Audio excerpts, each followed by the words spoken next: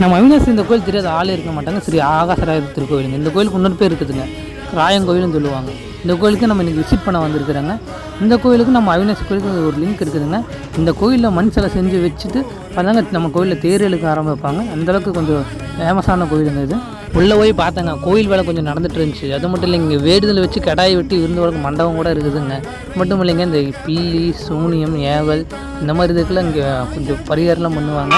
மந்திரிச்சு கயிறில் கட்டுவாங்க. அது மட்டும் இல்லைங்க, இந்த கோயில் 1500 ஆண்டுகள் பழமையான கோயிலுங்க. வேறு எங்கே இல்லைங்க, நம்ம அவினாசியில் தாங்க ஐயர் பூசை பண்ணாருங்க. அவர் சாமி கும்பிட்டு தரிசனம் வாங்கிட்டு பாருங்க, கோயில் கொஞ்சம் பழமையான கோயிலுங்க. அதனால் கொஞ்சம் ஐயர்கிட்ட இந்த கோயிலோட வரலாறு கேட்கலான்னு கேட்டாங்க. பேர் சபரிங்க. சபரி.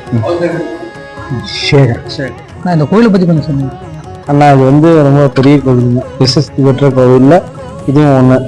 அருள்மிகு ஆகாசராயர் கோவிலுங்க. சரிங்களா? காலையில் 6 மணிக்கு நட வரணும்னா 8 மணி வரைக்கும் நடக்க வந்திருக்கோம். சரிங்களா? தொடர்ந்து இதாக இருக்கும். எல்லா ஊர்லேருந்து வருவாங்க. சித்திரை மாதம் பார்த்தீங்கன்னா ரொம்ப பிரசித்தி பெற்ற ஆளுங்கள்லாம் வந்து கோயிலில் வந்து கிடா வெட்டி எல்லாம் பாரம்பரிய ஆயிரக்கணக்கான ஆண்டுகளாக இந்த கோவில் வந்துட்டு திறந்தே இருக்கின்றது.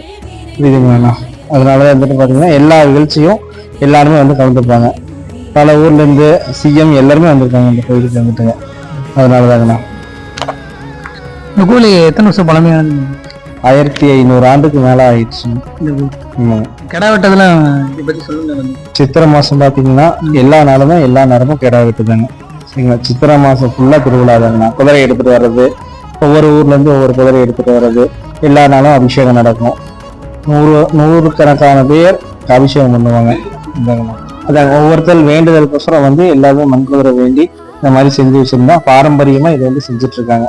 மண் குதிரை செஞ்சோம்னா நம்ம வேண்டுதல் நடக்கும் அப்படின்னு நினைச்சிட்டு எல்லாரும் வந்து வேண்டி செஞ்சு சாமி கும்பிட்டு போறாங்க. முருகனோட அவதாரம் முருகர் தான் இங்க இருக்காருன்ட்டு எல்லாரும் பாரம்பரியமா வேண்டி வந்து கும்பிடுறாங்க. ஆயிரக்கணக்கான வருடமா கும்பிடுறாங்க.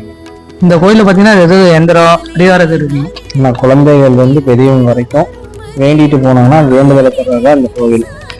உடம்பு சரியில்லை, நல்லது நடக்கணும், நல்லது நம்மளுக்கு ஏதாச்சும் செய்யணும்னு வச்சிருந்தாங்கன்னா இங்க வந்து வேண்டிட்டு எந்திரம் கட்டிட்டு போனாங்கன்னா எல்லாமே சரியா போயிடும். பயந்துருந்தாங்கன்னா பேய் பிடிச்சிருந்ததுன்னா வந்து கட்டுநீர்னு சொல்லுவாங்க, ஏக நீர் எடுப்பாங்க.